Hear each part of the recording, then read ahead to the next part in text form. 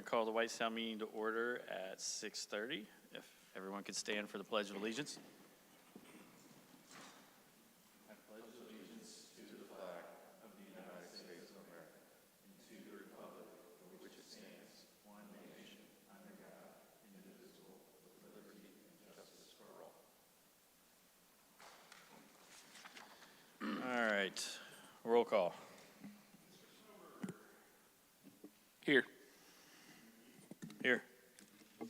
Here. Here. Let the record reflect that Mr. Kingshill is the only one absent. I should turn on my mic. Let the record reflect that Mr. Kingshill is the only one absent. Oh, yeah, you did have your button on. Yeah. All right, we'll move on to approval of the agenda. Any changes to the agenda? Anyone? If not, I'd entertain a motion. I'll make a motion to approve the agenda as presented. Second. Okay, there's a motion and a second. Any further discussion? Oh, yeah, you didn't have your button on there. Second. There we go. We're all doing it. Motion and a second. Any further discussion? Hearing none. All those in favor say aye. Aye. Aye. Aye.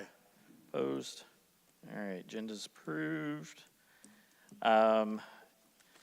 I will just go ahead and throw out here, now it's the other way. We're going to table, I'll make a motion that we table the August 8th meeting minutes to the next regular meeting, because myself and Lewis are here, but Ken is not. Those were the only three present during August 7th. So there's my motion. Second. Okay, motion and a second to table to next meeting. All those in favor, or any further discussion? All those in favor say aye. Aye. Opposed? All right. August 8th meeting minutes. Then we'll move on to September 4th meeting minutes. Has everybody had a chance to take a look at those? There was on those. It's only Ken was not here, so we were all here for that meeting. So any changes? If not, entertain a motion. I'll make a motion to approve the September 4th meeting minutes. Second. So motion is second. I'll just make an item if in the packet, the signature line just needs to be modified, which has been already, to myself rather than Ken since he was not here, but, any further discussion? All right. Hearing none, all those in favor say aye. Aye. Aye. Opposed? All right. September 4th minutes are approved, so we can get that one off for the next meeting. We'll have August 8th on there again. Public requests to speak on topics not related to an agenda item. I don't have any that signed up prior to the meeting. Are there any online? No one online has requested to speak. All right. And if it's last chance, if there's anybody in the room that would like to speak on a non-agenda item, you can still stand up. All right. Moving on then. Seeing none in the room, we'll move on. There's no presentations or old business. So we'll move on to item, a new business, item A, BZA 25010, DSV Goodman Campbell Development Standards Variance. Is the petitioner here? You can go ahead and approach the podium.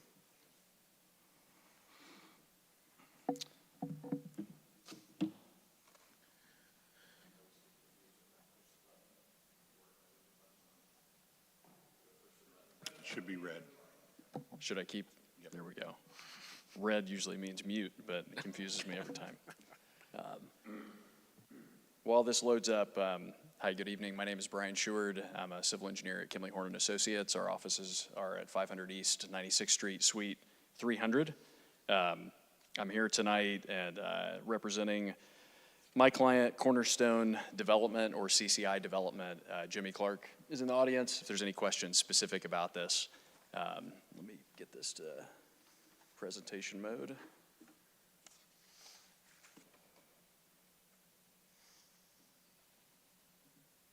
All right. So to introduce this, the intent behind this petition is to allow for the development of about a 1.6 acre lot that if you go out towards the Emmis property or the former Emmis property, you'll come across the roundabout on Perryworth Road, and that's where Junior's Way curves up and passes the E and several apartment complexes and so forth. South of that roundabout, as you'll see in this image, so this is a aerial of the site, up along the frontage of Perryworth Road, due east of the roundabout, south of Junior's Way, it's a part of the Grove, which was also referred to as Greenview Phase 2. It's a apartment development that Strategic Capital had done a number of years ago, relatively recently. And as that was developed in red, you can see that there's some frontage, undeveloped property that exists in the front along Perryworth Road. As the market would dictate, a frontage lot right there along the interstate, along the roundabout, is pretty valuable. So there was an intent from the owners of the property to work with our client Cornerstone to see if there would be a possibility of carving off that 1.6 acres for an outlot development, essentially.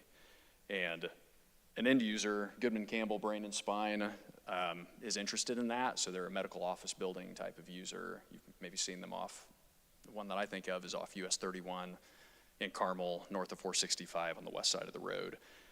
Their intent is to do a medical office building. As I understand it, Jimmy, it's not necessarily to have operations inside the building, but it's more of a consult type of building that they're looking to do. But it's a medical office building, so it's a nice use. The reason that we're here tonight is that, if I go to the next slide, this highlights the existing property, and you can see that there's 3 apartment buildings, 1 along Junior's Way, 2 on the south side of the property, and then there's an amenity building on the south side, which is to the left on this, or I guess the west side. It's a little skewed.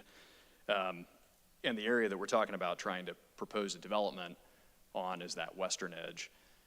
In order to carve off about a 1.6 acre property, what that does is it creates a density of units per acre on the residual apartment lot that exceeds the maximum for mixed-use core zoning.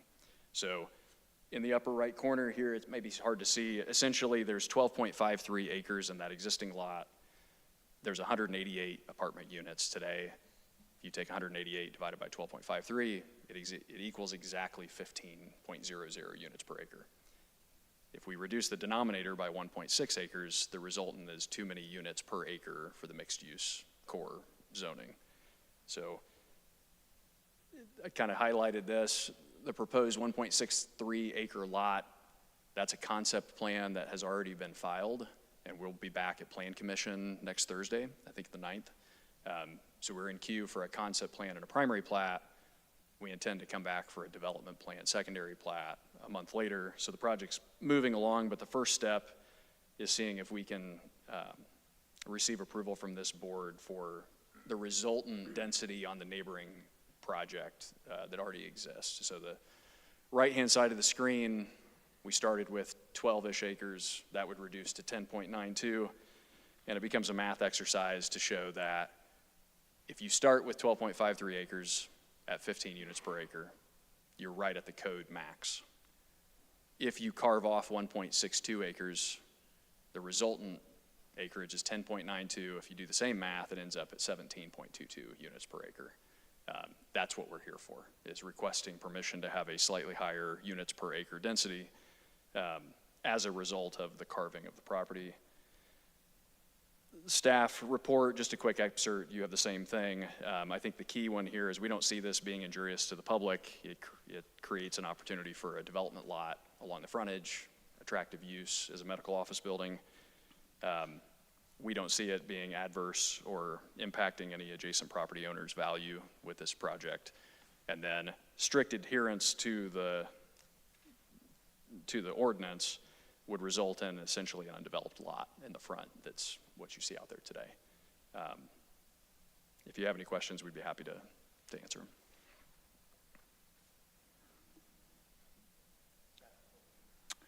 So BZA 25-010-DSV, development standard variance from UDO 2.6B.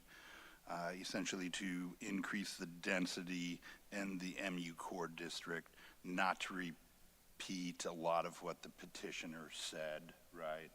So they're going from max density that is currently 15 units per acre to 17 units per acre. If you're familiar with the area, it's multifamily, it's a lot of apartments, right? You don't necessarily see the increase in density, right? We're not building on smaller lots because it's all vertical development. So staff feels as though they've met all three criteria for approving this development standard variance. Thank you. We'll open the public hearing then at 6:41. There's no one that has requested to speak on this item prior to the meeting. They did not sign up. Is there anybody online that would like to speak on this? No one online has requested to speak. Okay. Anyone in the room, even if you didn't sign up prior, you can still speak if you'd like. Okay. Seeing none in the room, I'll close the public hearing at 6:42. Open it up to the commission, the board for questions, comments for the petitioner. So just so I understand this correctly, we're not actually creating additional parking, correct? We're not creating- Basically, it's saying because you're taking that little triangle parcel, it now puts the adjoining parcel over their density, where if you left it there, left it undeveloped, it meets the criteria. Correct. I would say by carving off, you're literally reducing the denominator in the math equation. Right. We're not proposing any more apartments, anything like that. Essentially, it would create, otherwise referred to as a legal nonconforming situation. Gotcha. But in talking to staff, it was more appropriate for us to ask for permission than create the legal But nonconformity. you couldn't create more apartments, right? I mean, you're asking for the density increase for the exact number you have right now. Yes, there's not any intent to increase. Right. Part of this is a little bit of how the property line, it's not on the screen anymore, but how the property line was set up in the first place. It kind of partially crosses a pond. The pond was at one time expanded. Right, there's no intent to increase the apartments. In my opinion would be, rather than a lot sitting empty, accumulating trash, or we wind up, it doesn't, in the way I understand it, it wouldn't matter whether it was this particular case or if another potential user wanted to be there, we would still be in the same position. Correct. So I think, a potential user such as what was presented, I think is a benefit to the community. It is, I think, overall a good fit. Medical office buildings generally have, they look good, they keep them clean. It's just a reflection of how they operate, so that's kind of my opinion on that. And correct me if I'm wrong, Brian, but this was part of the initial discussion of the development of that green view, right? It was, even if you go back to the original master drainage report, To there's even carve notes off. about future potential development out front. So it's important, but it's a technicality. So it was teed up to be an outlot. I think the resultant situation, 15's a good number, I think, for density, but it is kind of pick a number out of the sky, and we just happen to be slightly higher than that. I think the intent of the mixed-use core is to be a zero lot line dense development style, and that's what we're trying to do here. And I don't really see this causing any additional harm because we're not actually creating any more parking spaces. Other than what's permitted within your development, you're not actually creating any more parking spaces in the neighboring development. It's more just, as you said, a number game. Right. And I think it's one of the questions we got. I think it was more concept plan probably related, but we're not proposing any new curb cuts to any public roads either. Okay. there was even an access easement that was set up off the southern entrance of that Greenview Phase 2 for that reason, in close proximity to the roundabout too, so. Is there on the other end? Just one point of ingress egress. Okay, If I go right. back- But on this, it'd be like the south. That's just That's just a stub street. I think if I'm not mistaken, Alan, there's a development to the next just to the south of property, this site too. Yeah, Is it gonna connect? Just, that not intending to at this point. okay. So when this was, when these apartments were first approved, there was no understanding, there was no expectation that this would remain a green space. So, yeah, this would not negatively impact their green space requirements. Okay.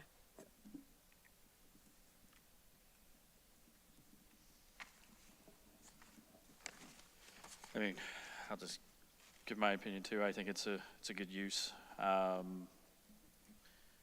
kids and I bike past there quite often. I'd rather see something there than just an empty, unusable lot.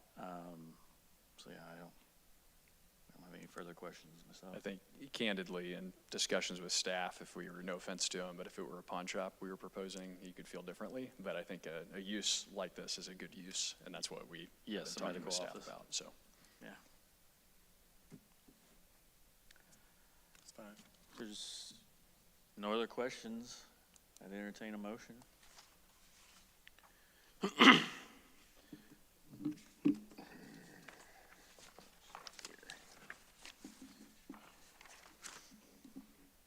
I'll make a motion that BZA 25-010-DSV, a development standards variance for, is it CC1 or CCI?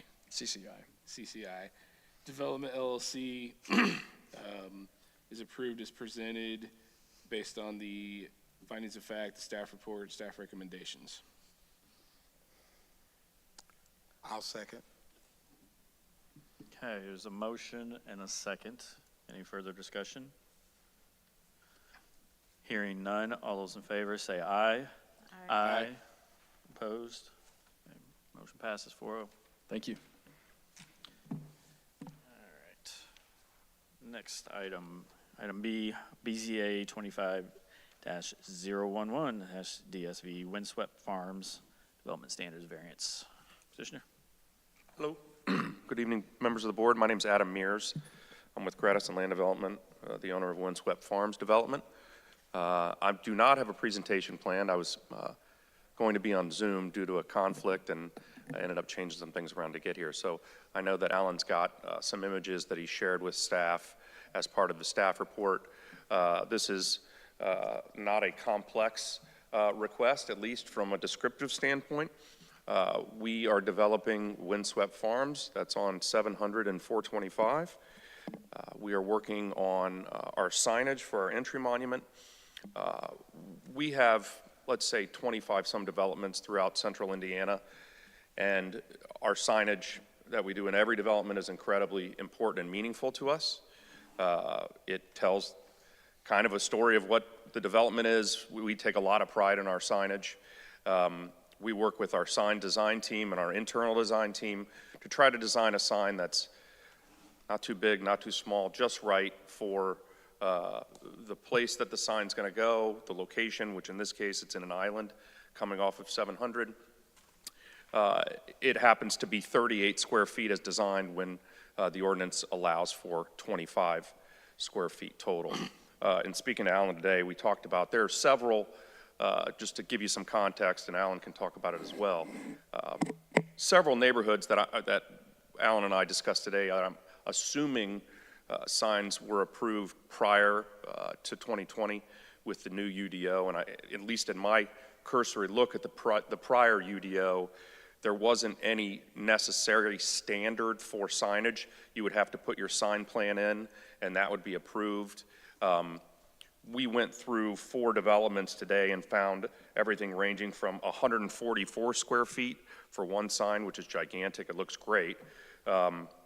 And then there's some that are 36, 33, 44. Again, I know this was in the prior ordinance, but having a slightly larger than a 25 square foot sign isn't abnormal in the Whitestown area. In reading the staff report, it seemed as if the only thing that was pointed out that staff didn't agree with was strict following of the ordinance would result in difficulties in use of the property. I guess my point to that would be, again, you're coming down 700, you're turning into a subdivision that's fairly large, has 260 some homes. We want a sign that is visible. Again, we're not trying to make it obnoxious, and it's not going to be, you know, crazy bright colors and be obnoxious, but it's, we believe, the perfect size to represent this subdivision in the town of Whitestown. So if Alan hopefully can share you with the design to show you what we've come up with, hopefully you'll agree that it's a classy looking sign. Again, we're just asking to be able to build something slightly larger than what the UDO allows. And going back, and again, Alan could point it out as well, the sign ordinances all over the city, or the donut counties, if you will, in other municipalities vary all over the place. Similar to what they were saying about the density, the last group, about kind of just 15 sounds like somebody just pulled that out of the air. 25 to me in other municipalities seems very small for an entry monument sign. Again, understanding that somebody came up with 25, and that's, I get it. But we really think to represent the neighborhood, the town of Whitestown, that allowing a slightly larger sign in this island would be appropriate. So we'd ask that you approve the slightly larger sign, and I'll let Alan kind of show you some of those materials. Thank you. Staff report. So BZA 25-011-DSV, a development standard variance from UDO 8.904, permanent sign types, freestanding signs. And again, not to, repeat what the petitioner has represented, but what I will do is call you to the additional research that staff did in the neighboring donut counties. And so we have a 25 square foot standard for residential entry monument signs.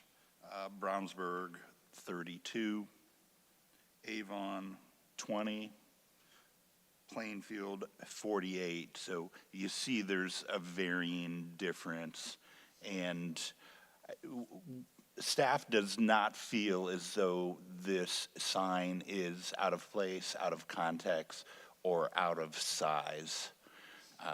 It was just hard reconciling that third DSV point in terms of justifying whether this made the land unusable. So we are definitely in support of it, and we'll take comment from there. Okay. Open the public hearing at 6:53. No one signed up to speak on this item prior to the meeting. Is there anybody online? No one online has requested to speak. All right. Is there anybody in the room that would want to request to speak on this item that didn't sign up prior? You still can. Seeing none in the room, we'll go ahead and close the public hearing. Then I'll just say it already did click over. 6:54. Questions, comments from the board? I'm just curious, where does it go on the map? What's written about that? Our entrance, our entrance is off of 700, and so on the west side of 700, our main boulevard will have an island in the middle of it, and it's going to be situated in the island. So it'll be kind of sideways. If you're coming down 700, you'll see it, it'll be facing this way. Okay. I think Alan's trying to point to it There's a little red dot. there. But yeah, there's a little red dot that shows it right in the middle of the island, right off of 700. I have a question to follow up on Yeah. that. That was going to be mine. How far will it be set back from the road, I guess? visibility issues is what I'm thinking, if somebody's looking Yeah, right. I don't know off the top of my head, but I know we meet the site, I know, I'm not here for a setback variance, so I know we meet the setback, and my guess is we're right on that setback number. Right, but you're asking for a larger sign, you're meeting the setback, but. Sure, yeah, I don't know the exact dimension on where it is, Okay.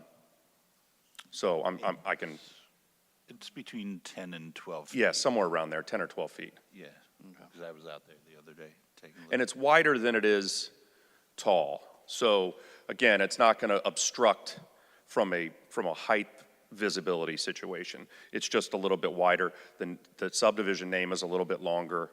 But again, hopefully you see the professional design of the sign.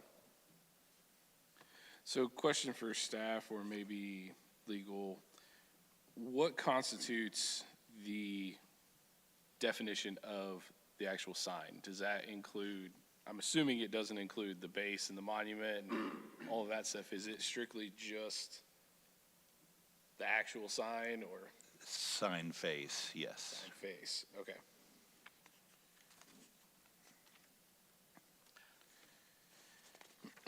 Is there gonna be lighting on the sign? I believe we're going to have some like solar uplighting on it. May hardwire it in, but I'm guessing it's going to be just solar lighting. That's what we do in most of our subdivisions.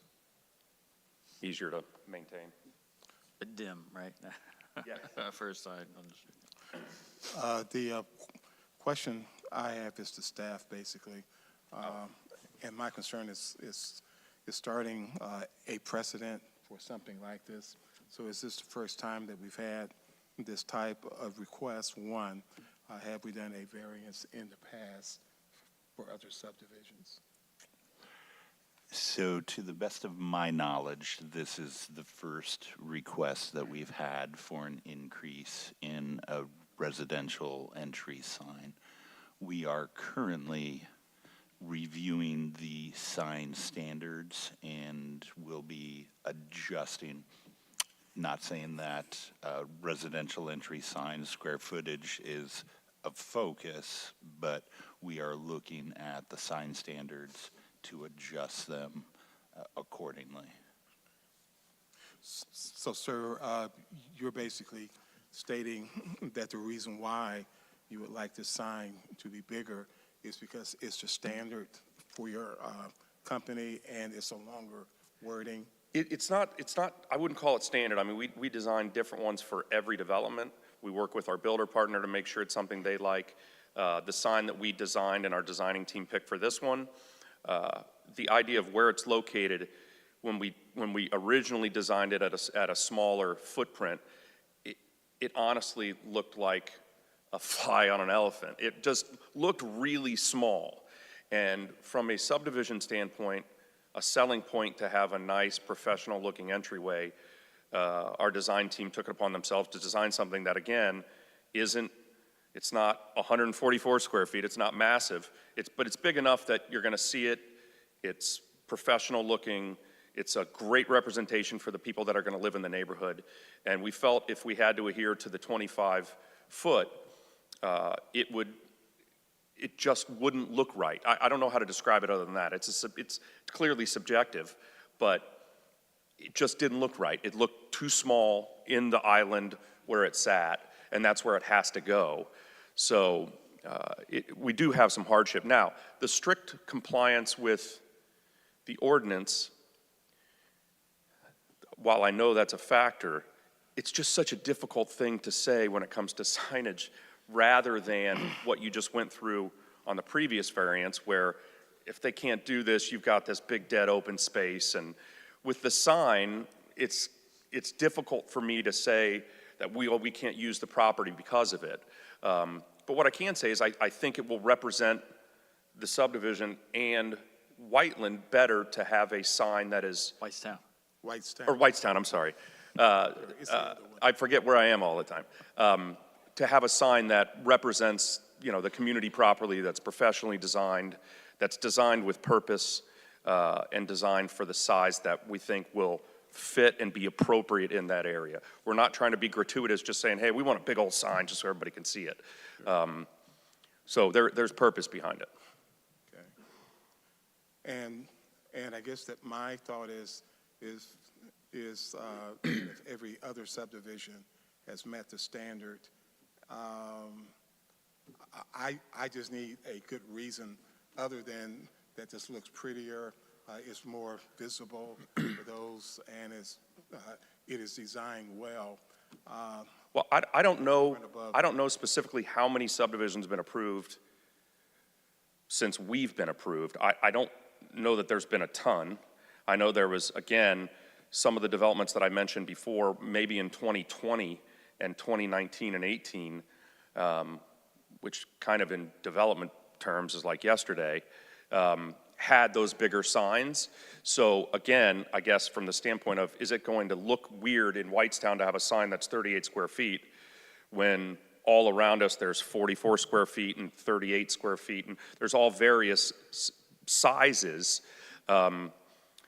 Again, I think a small sign in that area would look, it's going to look funny. Sure.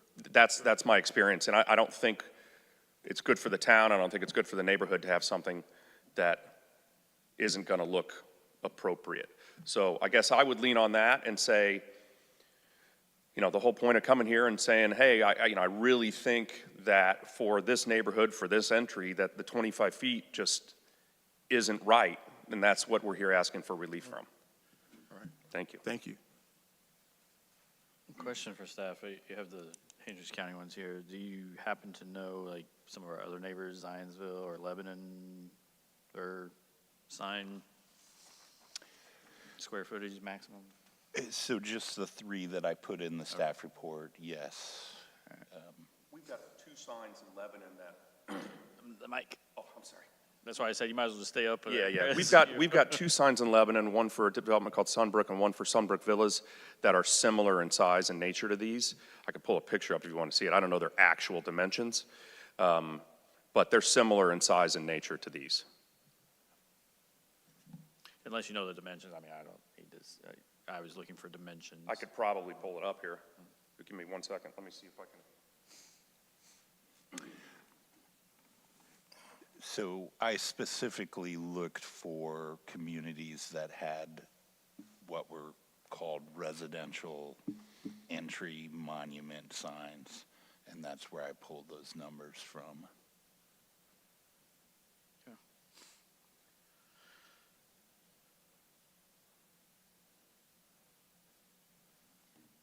I know it's like a massive jump in size, but the fact that it's also Windswept Farms on the other side, I mean, it's its own residential.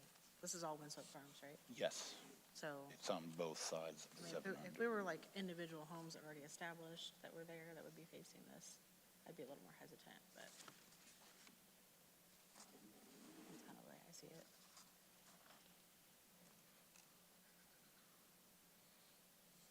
I mean, it is pretty big. It's 15 feet long. That one, the one in Lebanon. Can I approach you? Come on. Well, sure, yeah. Just to show you. If we went on record, I guess you're going to need to say it too, though. So this one, it's 6 feet tall, and that's the whole sign, and it's about 10 feet wide, so it's about 60 square feet. Okay. And our Sunbrook Hills one is very similar to this one. So 60 square feet. Did that include the base or no? Yeah, he was showing the same thing, Yeah. whole width, yes. 6 feet by 10. This one's 15 by 4. Oh, where you're getting the, yeah. The whole thing? So we are just looking at the sign face, the part that says windswept, not Right, including correct. base, yes, okay, sorry. Correct. So what was that one, just the sign face? Just curiosity. I just-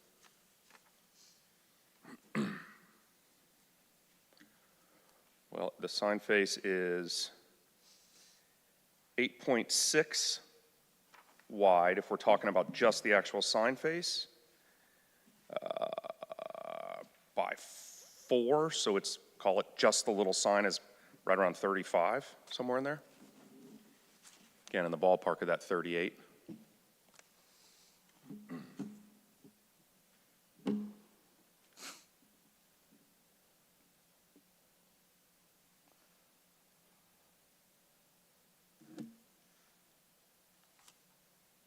Anybody, other comments? I mean, if this is what it's gonna look like, it's a very, very pretty sign. I think I'm with Lewis. I've not heard a lot of compelling other than just look, but I mean, I'm not opposed either, but if you want to say something, go for it, council. Unfortunately, the statute that this is under is very specific, that a variance may only be approved under this section upon a determination in writing of those three criteria. And according to the staff report, I think the first two, I think we will all agree would be met. And I think the discussion here is to that third point. And your decision really is whether or not his testimony tonight meets that criteria of being a practical difficulty in the property. And if you think that this is that situation, then it meets the criteria, and if you don't, then it doesn't.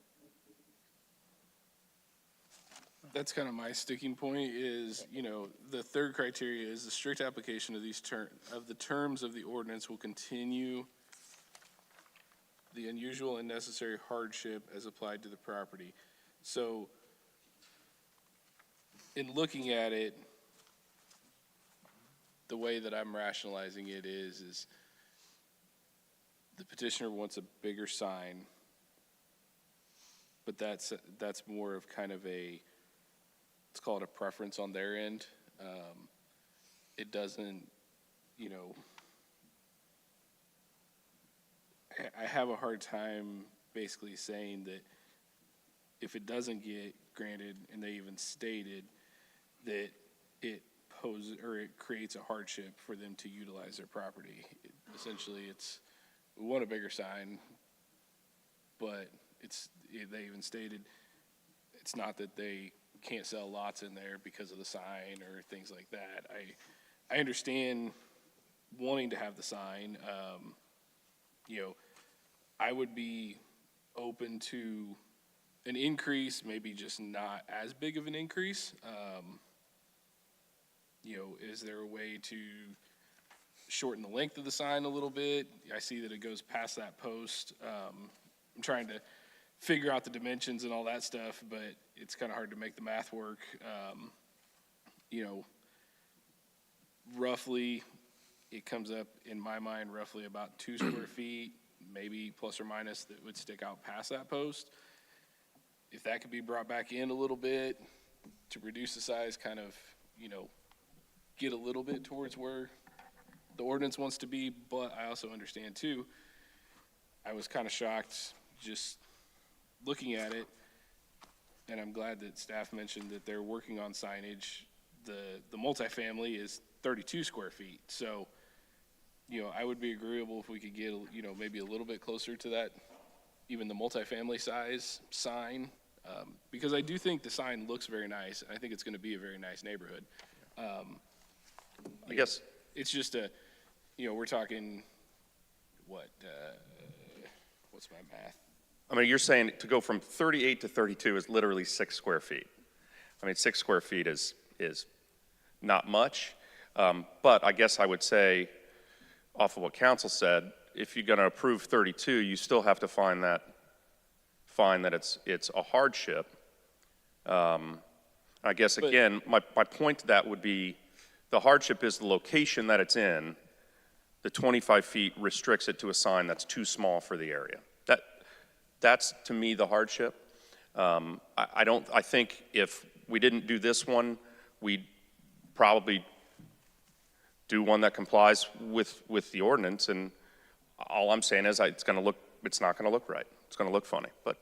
And I know you pointed out some signage that's larger, but Yeah. like my subdivision I live in was not approved by Whitestown. It was approved by the Boone Area Plan Commission long ago. So there's some neighborhoods that are around that Sure. weren't even approved. Were approved way before Whitestown had its own plan commission, but The ones I think I said were like, Harvest Park is 36.06. Prairie Chase, is that what it is? My can't read my own writing, is 44.44. Clark Meadows, 144.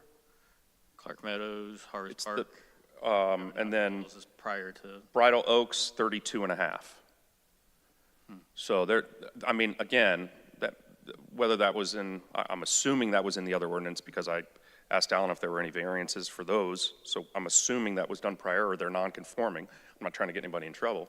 But that was my other point is, again, I think if you drove through what's Whitestown, going on in my mind, I've lived here since 2008. Harvest Park would be prior to, yeah, and I think Clark Meadows would be too. You know, Bridal Oaks and Prairie Chase, those are another story, but.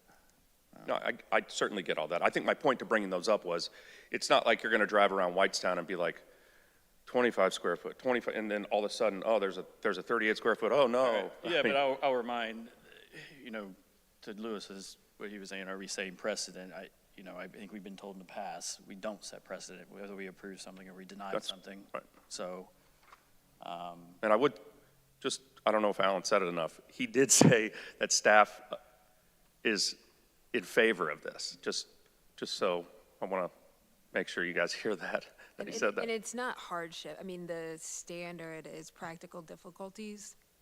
So, I mean, if you, again, believe that what he's saying is a Practical. difficulty of the use of the property and the sign, a smaller sign would not Be practical. be practical, then that would be something that you could find. But that's up to you to decide what, if the testimony presented today meets that criteria. right. Yeah. Again, I think it's just such a hard variance to fit in that box, because you don't I think of agree. signage that way. It doesn't really fit that strict ordinance definition. I mean, the reality is, we feel like following the ordinance is gonna provide a sign that's not representative of what I think is gonna represent Whitestown and the subdivision properly, practically speaking. Say practical a bunch. So, thank you all. I have one question, sorry. When does the sign go in? Is that one of the first things? Soon, we've already platted section 1, we've sold 1 lot, Ryan Holmes is building their model lot, So it'll so, be in place when you are selling lots? yes, Okay, so they'll know how big the sign is. yes, everybody will, yeah. Yep, I guess, And if I may, just with your comment about precedent, I mean, every petition has different set of facts. And so, I mean, you could have the same developer or even a different developer come in front of the board asking for residential developmental standards for a larger sign, and it'd be completely different standards or set of facts. So just because you find that it meets that here, you might not necessarily meet it somewhere else.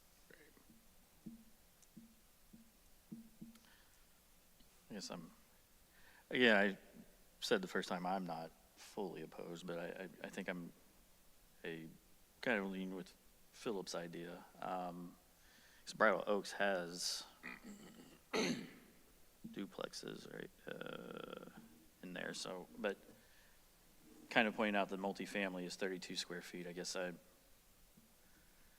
if we were to approve anything, I guess I'm more inclined to mend the request to that maximum. well, if that were the case, I guess I'd ask to maybe even table it, because I'm not even sure I'm not sure how that would look. We'd have to go design it and look at it and see conceptually and maybe just change everything we're doing. I'm not sure that if you approved, and again, I guess my point is about that is there really that big of a difference between 32 and 38? I mean, it's Is there really that big a difference between 25 and 32? 25 and 32 or 38? Because I do think, yes, there's Okay. significant All right, difference okay, between okay. 25 and 32. Thank you. No, I appreciate it. Council, is the petitioner inclined to withdraw, or not withdraw, but continue for our He rule? can ask for a continuance. He would have to approve the continuance at this juncture.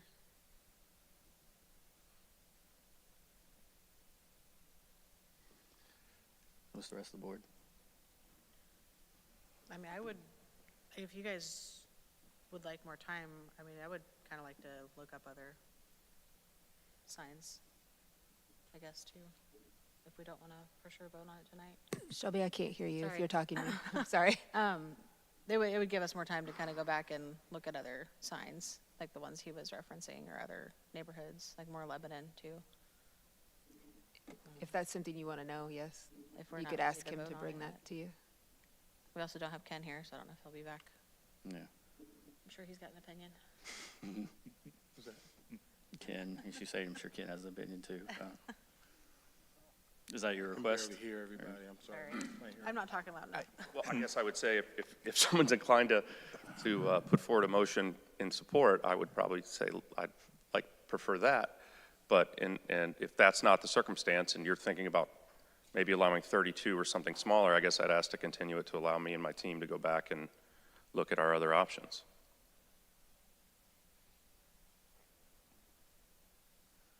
I would personally be more in favor of a smaller sign or, some type of compromise, because so far I just haven't heard a compelling reason to make this, I just haven't heard that yet. And I do agree with my colleagues, the sign looks great. I mean, it's going to be an eye-catching sign. I'm just concerned about setting precedent and just more reasoning, but if we could maybe make the sign smaller or something like that, or look at that, I would be more in favor of that route. Philip? I'd be in favor of that. Does anybody want to make a motion to continue it? Because the petition does not sound like that. Do you want to make a request? Or- Again, yeah, if that's what you guys would like to see, I'd ask for a continuance and we'll do some work and come back here next month. I'll make a motion to continue, gotta get to my right page. BZA 25-011-DSV Windswept Farms till the next, or I guess we could do it next month. Yeah, September. September, yep. No, wait, November. Oh, yeah. November. Oh, typo. Typo there. We're not gonna make you wait another year Yeah, please. till the November meeting. I will second that. Okay, there's a motion and a second to continue to the November meeting. Any further discussion? Hearing none. All those in favor say aye. Aye. Aye. Opposed? Okay, see you in November. Thank you guys very much. Have a good night. All right. Is there any other business or announcements? No, no other announcements. We will bring a calendar for 26, 27 to you in November. Okay. Sounds good. I entertain a motion for number 9. Make a motion to adjourn. Second? All right.